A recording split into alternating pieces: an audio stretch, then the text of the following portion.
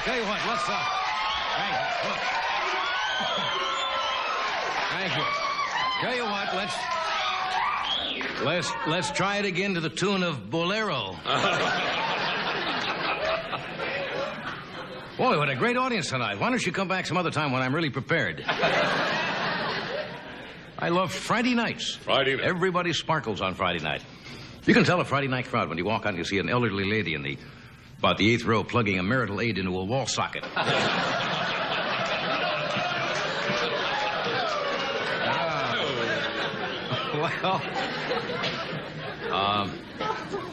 We're going back to Washington tomorrow to do a little work on the inaugural, and I'm looking forward to that, but I'm really kind of sad about leaving Burbank. Leaving Burbank is a very difficult thing to do. In the same sense that I hated to leave Guam during the Japanese invasion. How are you, Tom? Doc is off tonight, filling in as Mr. Tommy Newsom.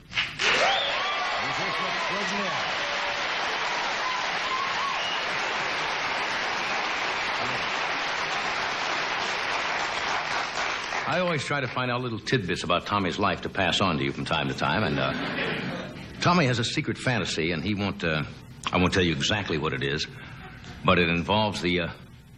Involves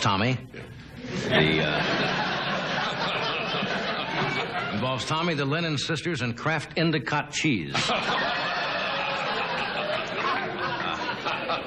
Now, you see, I shouldn't kid him because I found out, I've said this before, Tommy had a very unhappy childhood.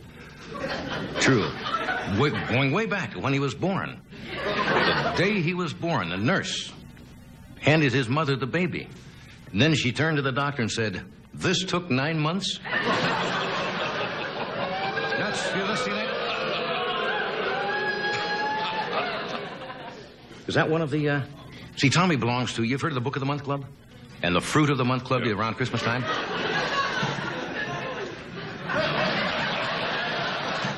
Tommy belongs to the Suit of the Month Club. What you do, first they mail you 6 suits for $1. And then you get a Dacron leisure suit once a month for life. Well, there are 4 more days to the inauguration, and on January 20th, the nation will have a new president.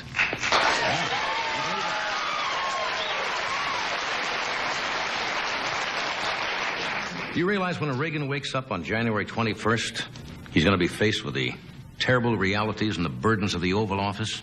And then he's going to say, "Wow, I could have had a V8. Might happen. You're going back. Ed's going to be at the Kennedy Center, right, tying all the inaugural balls together, and you have not been...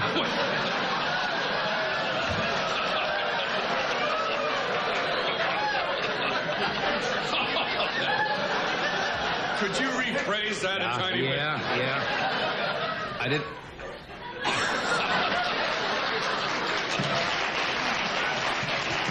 Sounded terribly like a surgical procedure, didn't it? He's going to be the anchor person for all the balls, so they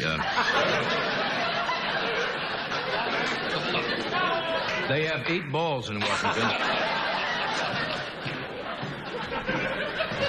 I'm ashamed of all of you. Anyway, Ed hasn't been back there since the incident of some years ago. Yeah. Remember, we were there, and it was a winter day, and Ed went out, and some people were having a bonfire at the base of the Washington Monument. And Ed stumbled by and said, it'll never get off the ground. It was embarrassing. Now, the First Lady-elect, Nancy Reagan, wants this inauguration to really be remembered. She asked fashion designer Halston to make red, white, and blue tea cozies for all the fire hydrants along Pennsylvania Avenue. So it'll kind of dress it up a little bit. Okay. I don't know whether I'd want his job or not. That's a tough job. The economy is still, as you know, well, you know this, is in bad shape. Just before the show tonight, 2 desperate men, two, stuck a gun in my ribs and said, "Quick, give us all your money." And I said, do you need food? And they said, "No, we're invited to Reagan's inauguration. We have to buy an outfit. We're going to be a horse in the parade." 2 guys. That happened right before the show? Yes. I should have stayed with you. Yes, you should have. You could keep those people away from me. Did you read in the paper that Leon Spinks was mugged? Absolutely, in a hotel room yesterday? Leon Spinks, the former champ, was mugged in a hotel room. What town was it? I forgot. In Detroit. And while he was being mugged, I think Howard Cosell came right out of a closet. That Spinks is down. I don't know how much longer he can take this punishment. But they stole... The mugger stole $40,000 worth of jewelry and his false teeth. It's a shame Leon lost his teeth. There go his looks.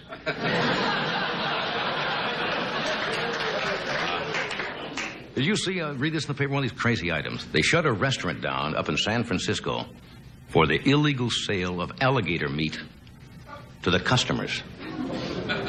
Apparently, one customer was complaining about his dinner and said, "This is a crock." And the guy says, "No."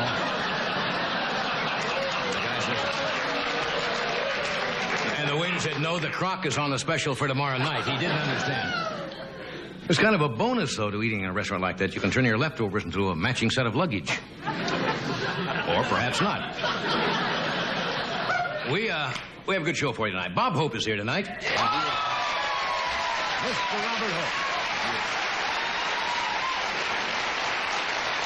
Bob has just returned from a successful tour of the war between Tom Snyder and Rona Barrett. Been entertaining them.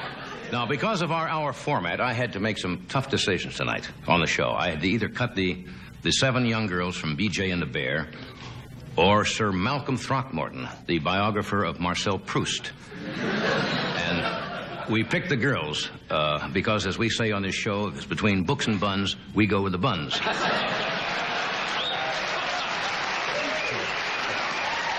So stay where you are, and we'll be right back.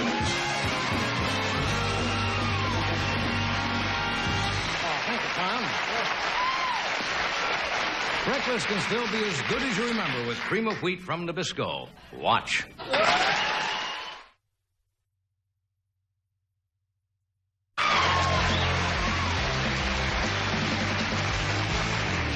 Thank you, Doctor. We have Robert Hope with us tonight. 7 lovely girls from B.J. and the Bear. Argus Hamilton. Remember when you were a kid listening to radio? And one of the things I always remembered on radio shows, especially from California, they would make jokes about the La Brea tar pits. Yes. And I never knew exactly what that meant. I thought it was made up. Those of you who are out here on vacation may have visited the La Brea. It's a very famous landmark down on Wilshire Boulevard, where they, I guess, years ago, discovered the remains of prehistoric creatures that are buried there, and they're still under excavation. And apparently they have run out of money down there, and they may have to shut down for lack of funds, which is too bad. What do? I think they just build a thing around it and temporarily do not walks around it, do not dig anymore. But anyway, the archaeologists at the La Brea tar pits were kind enough. We thought maybe as a public service we could show some of these artifacts. Oh, that's terrific. Well, they're so nice down there. A lot of shows couldn't get that. That's right. And by showing some of these prehistoric artifacts, maybe it would rekindle the interest in keeping the digs, be wonderful. As they say, the digs at the La Brea tar pits going. Would you like to see some of these? We'd love to. Oh, sure. Okay. This, for example, this specimen is 2 million years old. It was from the very first fast food restaurant, and it was Kentucky Fried Lizards. Those are, I think, extra crispy. Those are actually from the La Brea tar pits. Let's see what we have here. Oh.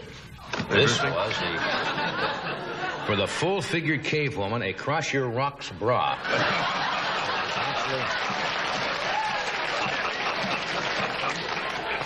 From the tar pits. Actually from the tar pits. La Brea tar pits. I bet you don't know what these are.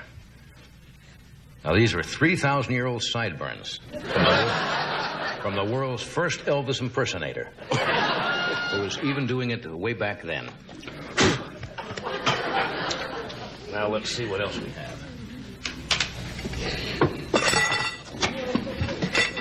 The very first gas station restroom key. Big rock.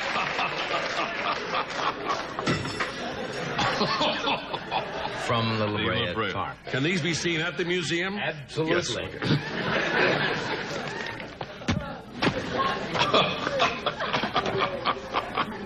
This is what prehistoric people used for their house pets. The first bag of dinosaur litter.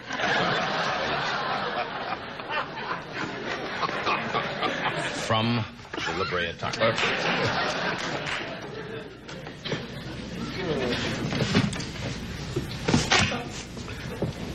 This was a movie poster for a movie made in 1 million BC, starring young Ronald Reagan, called Bedtime for Brontosaurus.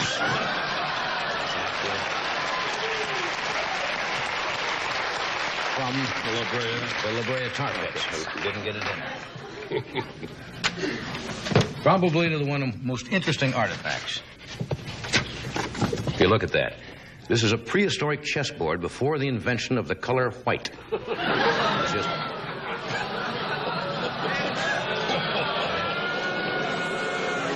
That's what they said then. They brought this out and said, let's play chess, and it just baffled them because they had no white squares on there. From the Brea Tar. The audience seems to think this bit is from the pits.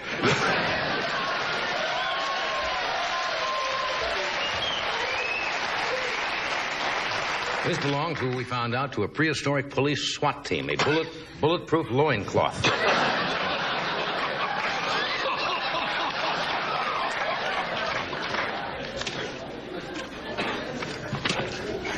Here's a fossilized hand belonging to the first caveman who got lucky.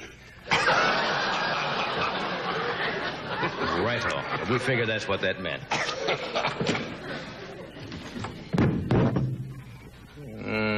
Like that. Folks, you got to learn to edit as you go along. Now, here, from the Iron Age, the first home appliance ever developed, Mr. Rock. Silly, very silly. From the La Brea Tar.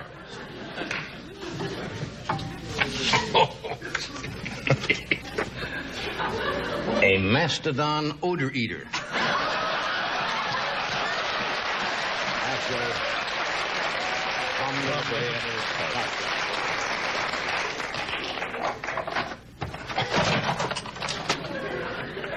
This is what superstition cavemen carried around with them, a lucky dinosaur's foot. Folks, these props cost a fortune. And they're heavy. Seem to be.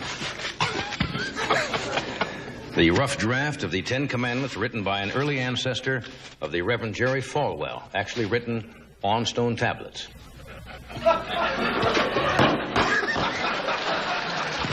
Sounds like we're in a cave. That's right.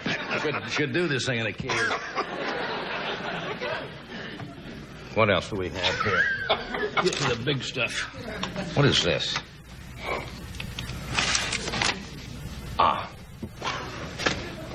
We have some things that are more current. Oh. From the La Brea Tar Pits. These were thrown. You see what those are? Yeah. Like little diapers. They were thrown into the tar pits by Brooke Shields, and up until last week, these were what came between her and her Calvin. Just these little... And to show you that prehistoric man even had a great sense of humor, they had...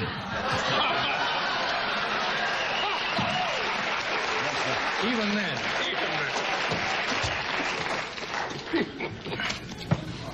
Here's something found at an archaeological dig in San Clemente. A prehistoric tape with 18.5 million years missing. I guess that's all we have. There's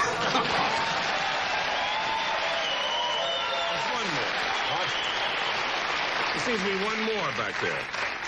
One more. Give it a chance. Oh, this is more recent years. This excavation, they excavated this section of tar that Lonnie Anderson once sunbathed on. That's what that is. It was so cheap and tawdry, we didn't want to do it. You had to get me into that. Okay. From the La Brea pits. tar pits. From the pits. That material was from the pits. Okay. Oh, come on, folks. We're going to take a pause. Robert Hope will be with us in just one moment.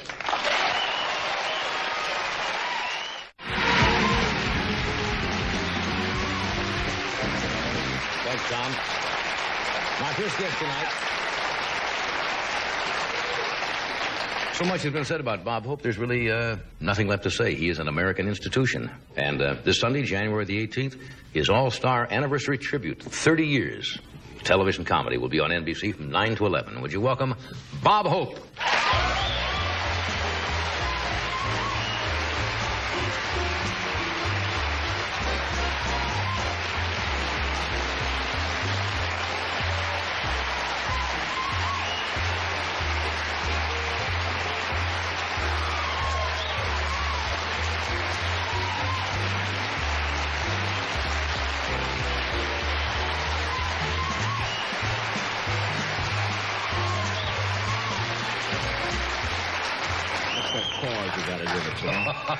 I was waiting. I was buttering a bun back there.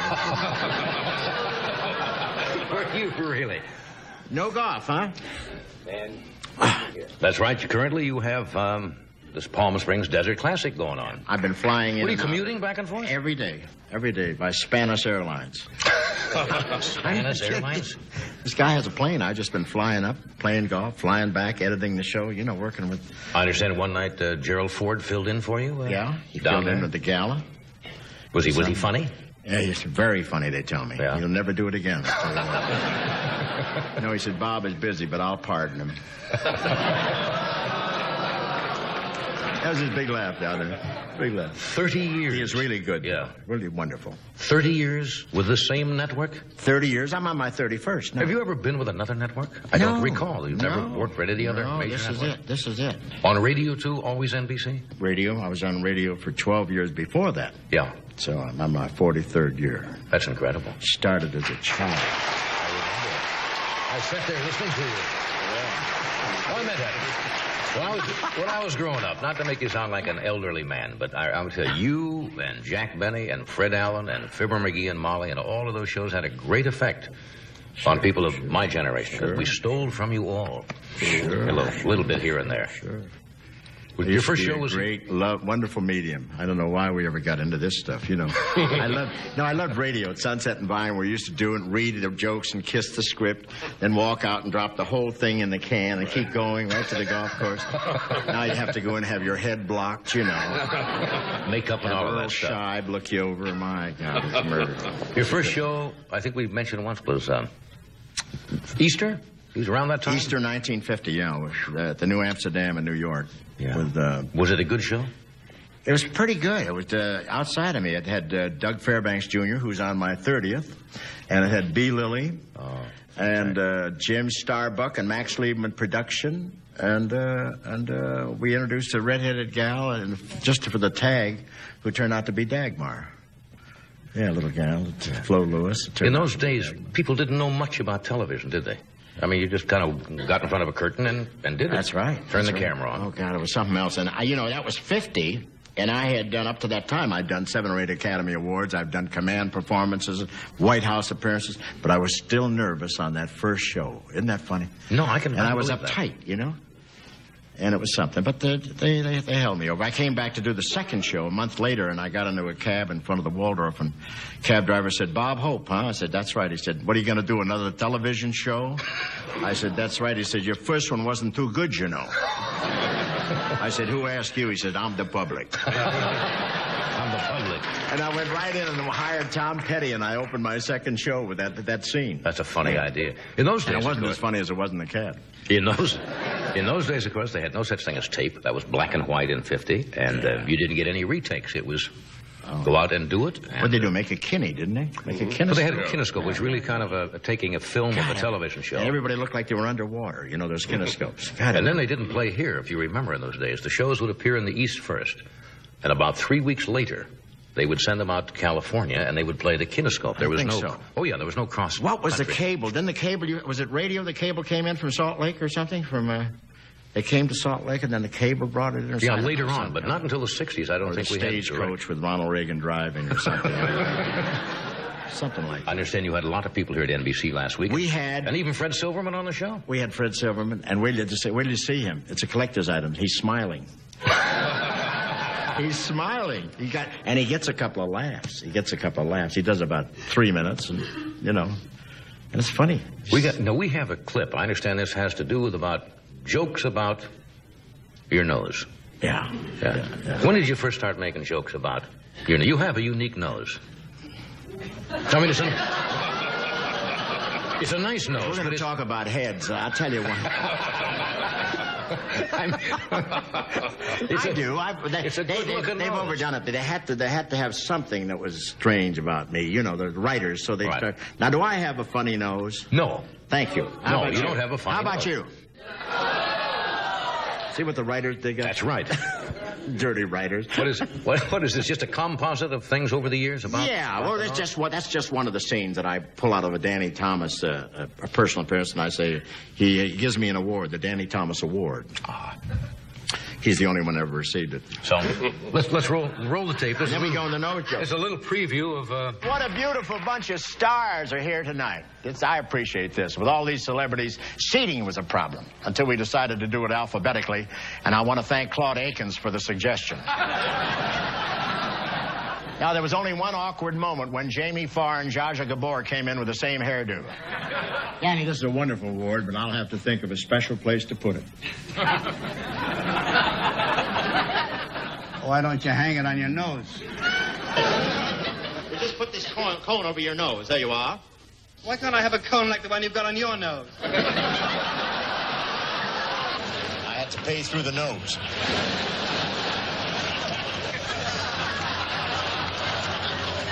It's nice of the man to wait that long for his money. I could let you have it between your eyes, but I see you've been punished there enough already.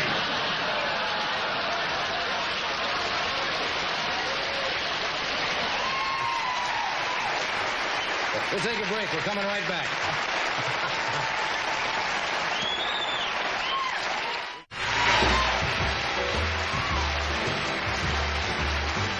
We're back. We're talking about Bob's desert. You said Bruce Litsky shot what today? Bruce Litsky. He's leading again today, but he had a 30 on the back nine of La Quinta yesterday. Oh, 30 strokes for 9 holes? He was 2 shots ahead of Jerry Pate and Jack Nicklaus. And Trevino's right in there, so it's really a horse race. What do you normally shoot now, all kidding aside? Ask me how I'm playing. How are you playing? If it was a prize fight, they'd stop it. I played pretty good on Wednesday. I only fell out of the cart twice. And that's while I was putting. What's the best round? What's the best round of golf you've ever had? I had the best round, of course, was O'Donnell, which was a 9-hole golf course, which in 2 different sets. I had 66 there. Well, just about a long time ago. Then I had a 71 in 1952, playing with Shelley Mayfield. That's the best round in competition that I had. That's pretty fair. 71 at White Sulphur Spring. In other words, if you would have really stayed with it, you could have probably gone on tour. Oh, no, with the girls. Sure. No. You got to work. You got to work hard. Yeah. We couldn't do it. We don't have time to do that. You have to practice, don't you? That's it. Beat yourself down a little bit. We're going to see each other. We're going to be back in Washington, D.C. You've been at more of these inaugurals than I have. Well, who's the first president you entertained? Roosevelt, I think you said once. Roosevelt. FDR. Not Teddy. Yeah. I knew you. Bing always said Lincoln. Where did you go? It's what? What's the temperature right back in Washington? It's 40 today. Well, that's not bad. I just talked to Frank today about the thing, and it's 40. It's warmed up. Yeah. Because it was about 20, wasn't it, or something like that? You said Johnson had a good sense of humor. I remember we talked about that Johnson once. Did, right.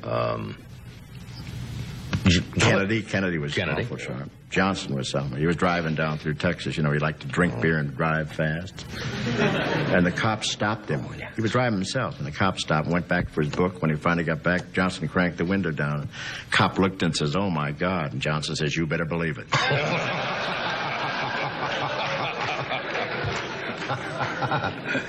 You think, I've asked you, you've been asked, I'm sure. to get involved some way politically? Mm-hmm. Mm-hmm. Never challenged you? Never thought you'd be good at it or wanted to do it? What? No, not at all. I've been asked a couple of times. One by Jack Warner one time to run for the Senate, and then I've been asked to run a couple of times, but never. I don't think I'm qualified. And you'd want to get up there and get laughs, too. That's right. Yeah. That's right. And let me tell you, all those presidents want to get laughs, too. Ronnie's pretty good, Jim. Yeah, he's good at he's good at Oh, crowds. yeah, he gets laughs. He gets damn good laughs. I hope he stops being an actor and starts to produce, don't you?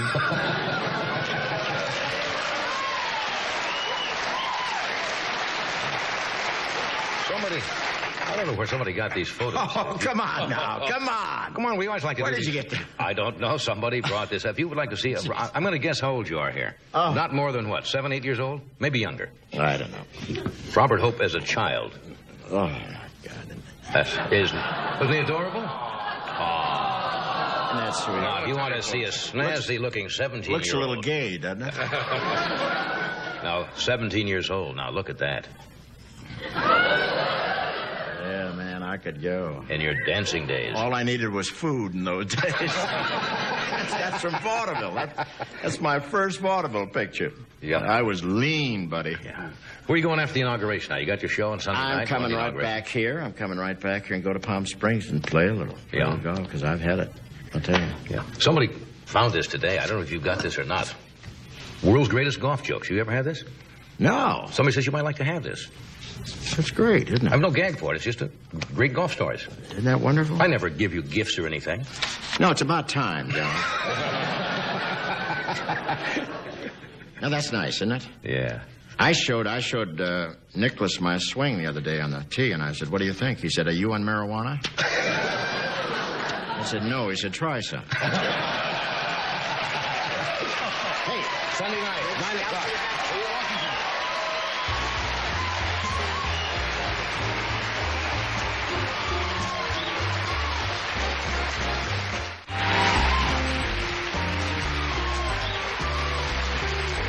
My next guest is has been here several times before on the show. He's a fine young comedian who's the host comedian at the Comedy Store in Hollywood. He's from Oklahoma originally. Would you welcome, please, Argus Hamilton. Argus.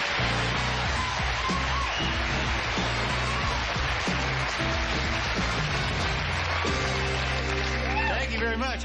Y'all sound like a pretty good crowd, are you? Oh, good. Thank you, because I'm out here in California. My folks are back in Bartlesville, Oklahoma, watching me tonight. And my dad's a Methodist minister there. Bartlesville, Oklahoma is one of the richest cities in the country per capita. And my dad's a Methodist minister there at the First Methodist Church and Trust Company. It's nice to be out here is all I can say. I think I'm sort of turning Californian, though. I've been out here for 4 years. And it's great. I went body surfing on Christmas. Spent a nice New Year's in the hot tub. And I no longer say the word yes. I just say totally.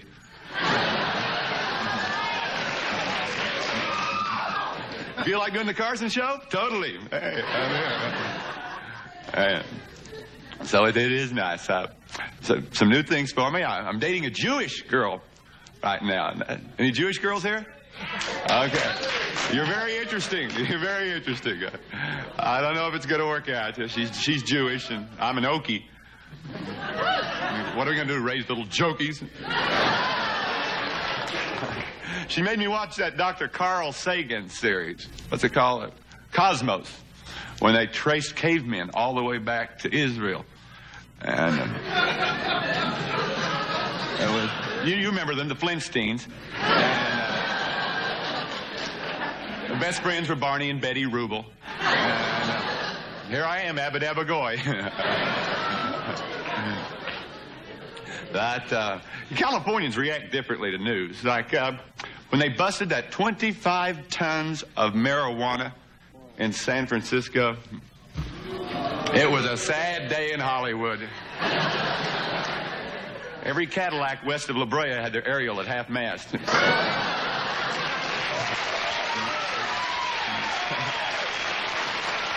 It's a hit crowd. We'll get out of here twice as fast if you get the jokes. It's good. And, of course, like everybody's saying, this country's turning to the right. Out in California, the Marine commercials they used to be like, join the Marines, get designer jeans, and be macho. A little different now, isn't it? Join the Marines, meet interesting people, and kill them.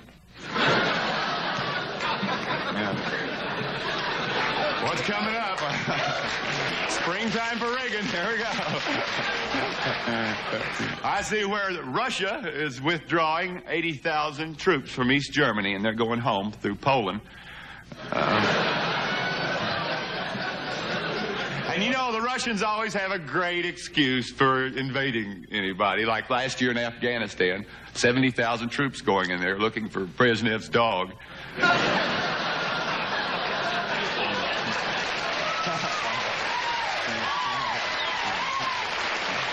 Like, here, Spotsky, here, Spotsky. This dog, I tell you, don't mind us.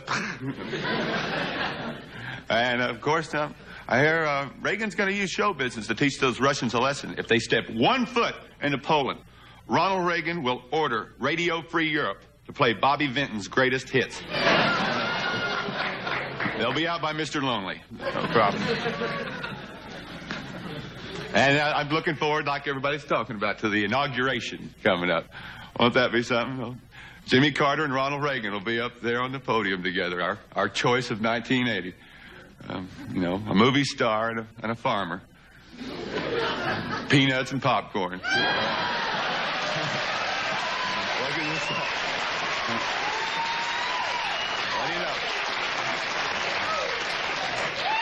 Reagan will be a lot of fun. He said he will not take his presidential salary.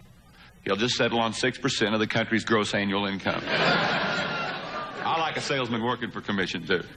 It's all right. He's going to be a hip president, very hip president. I saw it on ABC's That's Incredible. Ever since coming out against Darwin's Law, I thought that. He forgets the Darwin scale. We all took biology, remember? It goes amoebas, reptiles, monkeys, actors, chimps, man. It's fun. Of course, I know we'll have a lot of peace with our new Secretary of State, our chief diplomat, General Haig. That'll be kind of a put-up or shut-up diplomacy, won't it? Maybe he can get Monty Hall to go over to Iran and get our Americans back. That'll work. You can keep the Americans or trade it for what's aboard the B-52.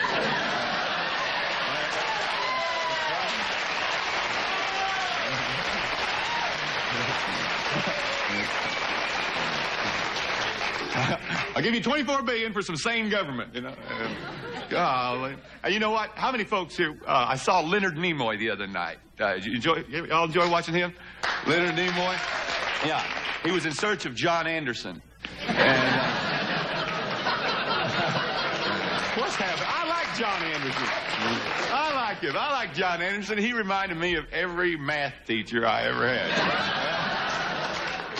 He should have campaigned like a math teacher. It'd have been a landslide for him. Campaign like he looks. Like a math teacher posing a problem. Like if he had told us, if we give Iran 20 missiles and Iraq 20 missiles, what will be the price of gas by Tuesday? Class dismissed.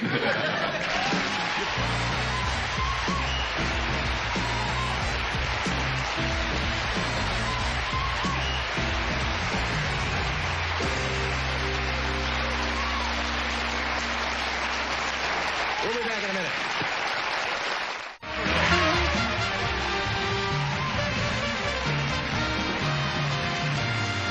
Okay, let me tell you about this. One of the successful television series that NBC has developed in the last few years is BJ and the Bears, which is on Tuesday nights at 9 o'clock. Began its 3rd season, and they've added 7 new characters. All truck drivers, but if you've seen the show, they're a little unusual, so we thought we'd introduce them. So, gals, first of all, would you welcome Judy Landers? Hello, Judy. Barbara Horn. Where's Barbara? There's Barbara Horn. Sheila DeWint. Where's Sheila? Over here. Sheila DeWint. Sherilyn Walter. There's Cheryl. Linda McCullough. And Candy and Randy Bruck. Girls, There we are. Hello there.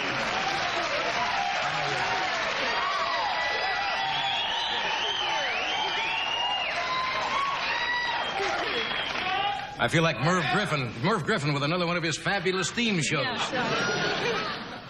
Where's Judy? Here I am. You're Judy. I'm Judy. Yeah, I saw the episode this week. You did? Yes. Did you like it? Yes. You were.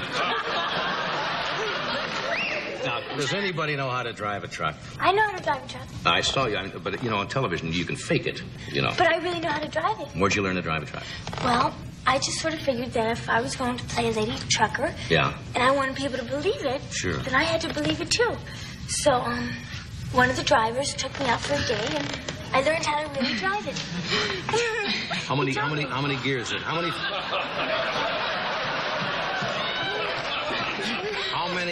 How many forward gears does the truck have? I think there's 12 gears, but we only got up to 7. Unless you're in a real hurry, I guess you don't need them all. Where's Linda? Here. You're Linda, huh? Yes. Yeah. Do you know how to do this too? Part-time. Yeah. Yeah. Now, how did you get this job? You all have to go in an audition? Oh, sure. It's a regular thing, Yeah. Go in and do your thing, and, they like the way you look. Come back, do it again. Come back, do it again. You know the old format. Isn't that how you got your job? No, true. People I had to sleep with to get this job. Not true at all. No, I don't mean that. Okay. Where's Barbara? I'm here. You're Barbara. Yes. Where are you from? I'm from Kansas City and Dallas. Where's everybody from? You're from Kansas City. Where are you from? I'm from upstate New York. Yeah, sir. Freeport, Louisiana. Louisiana? Yeah. Sacramento. California. Indianapolis. God, you girls. Carmel, Indiana. God, you girls look alike. There are some resemblances, yes. Now, who's Candy? Is Candy and... I'm Candy. You're Candy? And Randy. You pronounce your last name? Bruff. Bruff. Where are you girls from? Carmel, Indiana, which is a little north of Indianapolis. Yeah. I gotta get the name straight. Oh, I know. That's a classic problem. It's Sherilyn. Sherilyn. Yes. Yeah. Any of you ever watch this show at all? You mean BJ? All the time. No, not BJ. I know you watch BJ. You mean Johnny Carson? Yeah, this show. Yeah. All the time. Ever since I was a little girl, I always had a crush on you, and this is one of my dreams come true.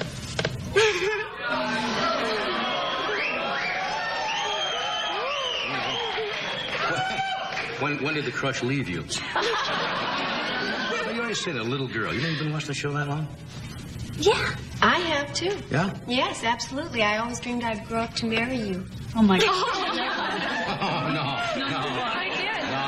No, I'm out of that business now. Come on, are you putting me on? I am absolutely not. Oh, come on. I'm not. You look a lot like my father. Yeah.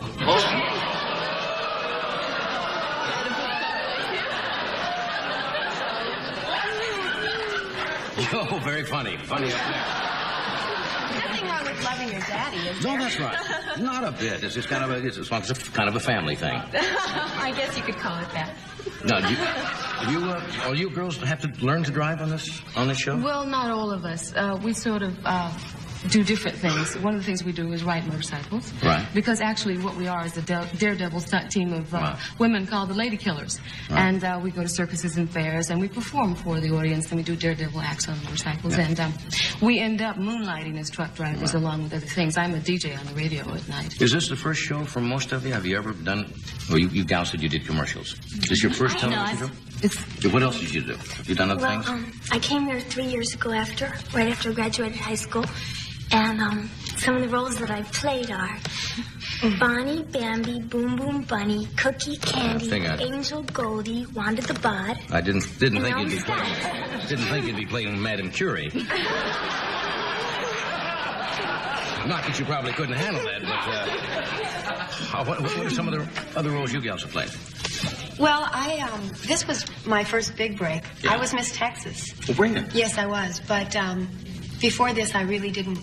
I had a part on Fantasy Island and on Dukes of Hazzard and a couple small parts, but this was my first series regular role. Oh, this is it. I'm trying very hard to pretend that I'm not nervous or excited or anything about this. No, this is the first one. I've done a lot of stage, but this is it. No, this isn't my first. I did a soap opera in New York for a year and a half. Which one? The Guiding Light. You don't have time for that, though. Why not? I know you did. Do you watch soaps? Well, occasionally. Did you ever watch The Guiding Light? Well, not regularly. What part would you play?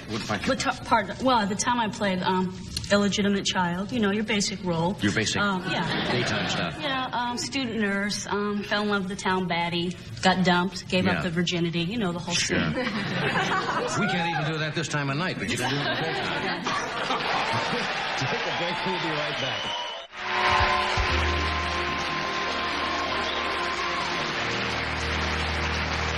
Okay, we're back. We just have time to thank everybody. I want to thank all you gals for coming here tonight. Thank you. And hope the show is very, very successful for you. Thank you. Thank you. And you're on, the night again is? Tuesday night. 9 o'clock. At 9 o'clock. And NBC. And NBC. Good. Thanks for being here. Thank you so much for this great opportunity. You're welcome, gals. It's nice to have you here. I want to thank Bob Hope and Argus, and we'll see you at the inauguration Monday night. Have a nice weekend.